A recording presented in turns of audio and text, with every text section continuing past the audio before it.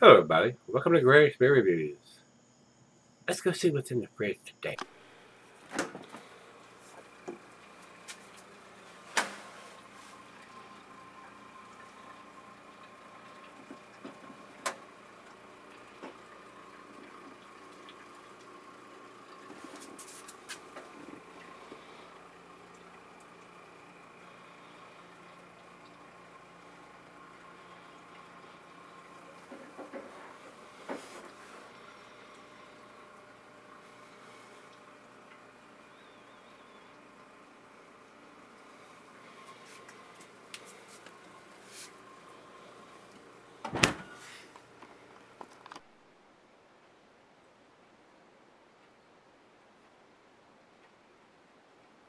Hey guys, thanks for stopping by Gregsbeerreviews today.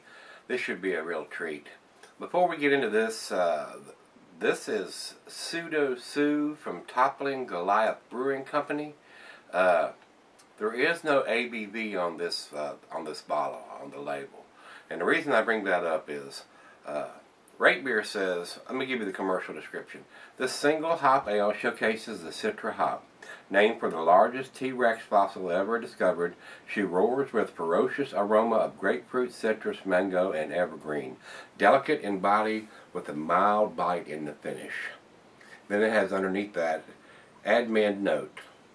Previously brewed as a 5.8% ABV offering, current and future batches are listed at 7% ABV per a tweak and a translating the beer to a larger 30-barrel system.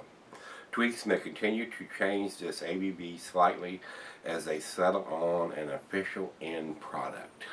Now, I did not see any kind of ABV listed on this particular bomber. This was sent to me by Mike, by the way. Mike, thanks a bunch for sending me the beer mail package the other day. I thought we'd go ahead and do this one. I'm trying to get rid of the beers all the guys have sent me, but I'm not going to be able to before I leave. We're getting ready to leave this Saturday, and I wanted to get this one since it was a pale ale. It says 5.8% on Rate Beer and Beer Advocate, and also I went to their website, and it still has it listed as a 5.8%. So I'm pretty sure this is probably the 7%er. That's the reason I've got the double glass instead of the standard pint glass. And I wanted to get this one out of the way, so I decided to go ahead and do this one before we left for the trip. The IBUs, it says on the 5.8 is 50, so I don't know if it's still 50 for the 7%, and I'm not even actually sure this is a 7% since it doesn't have it on the label. I did not see a date on it anywhere. We'll look a closer look at the bottle when we come back for the final chug and see if there's any kind of dating on the bottle. But I'm kind of at a loss whether it's a 5.8 or a 7%er. I'm just assuming that it's a 7%er. I'm not real sure, guys. So, with that being said, I'll give you the commercial description. The food pairings for this cuisine is Pan-Asian. Cheeses are earthy Camembert Fontina. Your nutty cheeses, Asiago Colby. Parmesan, your tangy cheeses, and Brick Adam and Feta. And the meat is poultry. Most of your pale ales go well with just about anything, guys. The glassware is pint, becker, nonic, tumbler, mug, stein, or Sidell. I decided to go ahead and bring the double glass out, hoping that this is a 7%er, and we're going to try to get a little bit more in the aromas with this type of glass than the standard pint glass. And it's not recommended for extended cellarings, being a nice Citra hopped pale ale. So wanted to get this one out of the way before, like I said, before I left for the trip. So that's what we're going to do. Mike, thanks again for sending this one. So without further ado, let's get the cap off of this bad boy. There are some openers left and still got some t-shirts. I don't have any larges, so seems to be a run on that size. So when I get back from vacation, I'll order some more of the larges, so we'll have some of those. And I won't have time to probably ship out any of these openers by the time you see this beer review. So they'll be here when I get back. Alright, let's get this one into the glass.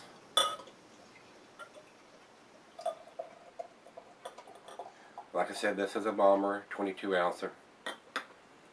Enough to share, which I intend to do with this. Alright, with that pour, we got about a finger and a half of head on that one.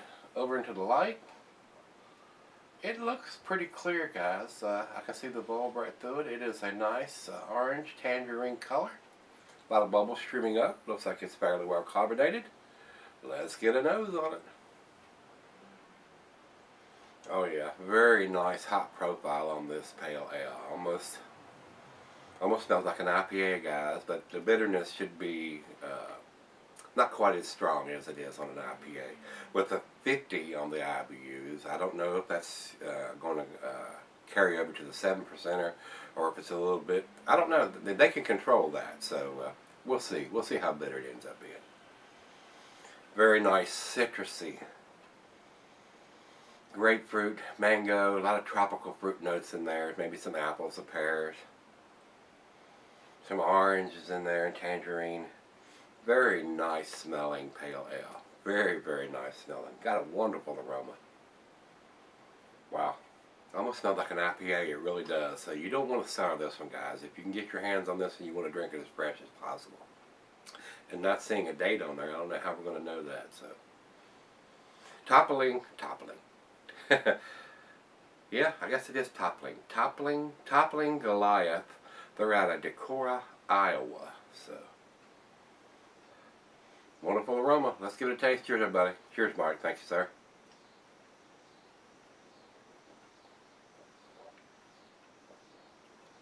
Oh yeah, very smooth. Not bitter at all.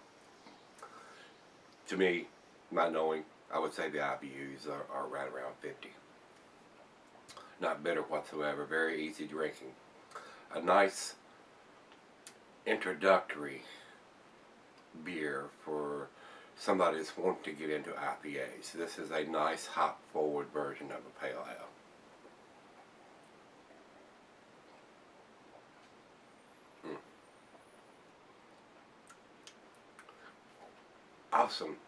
Awesome citrus taste to this beer. I love citra hop. It really brings out that. I've only used it once in the brewing process here. Barrick sent me 3 ounces, and I used it, and I thought it was awesome. Not been able to get it or find it locally. I think it's getting more and more popular now, so maybe when I open up my beer store, we'll have that in stock. So, still working on that, guys. Maybe this fall will bring that beer store into reality. We certainly hope so. So I'll keep you posted on that.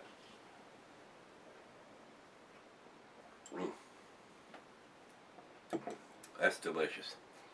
Probably one of the best hop-forward pale ales that I've had in quite a while. Wow. Very nice. Alright, guys, you know the deal and the drill. I'm going to sip on this for a little bit and share the other half of this bottle with her. We'll come back and do the final chug, double check the bottle for a date, see where we end up on this beer. I sure hope it has a date. Alright, guys, I'm back. I just a little left. This is probably one of the best pale ales that I've had in recent memories, maybe ever. It's pretty damn tasty.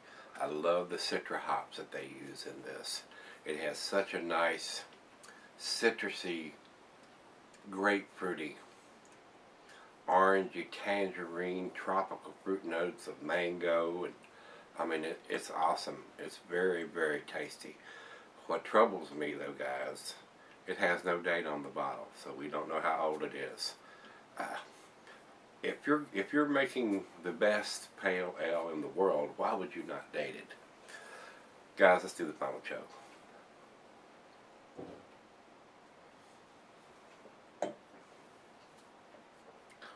This beer is freaking delicious. It is awesome. It is, like I said, probably the tastiest pale ale that I've had in recent memory. Maybe ever, like I said. To me, guys, this is a 10 beer in a 9 bottle. Not having the date on it and not having the ABV on the label and telling us whether it's a 5.8% or a 7%. If you're in the beer store, you're not going to know because it's not written on it anywhere. And that's information we need to know.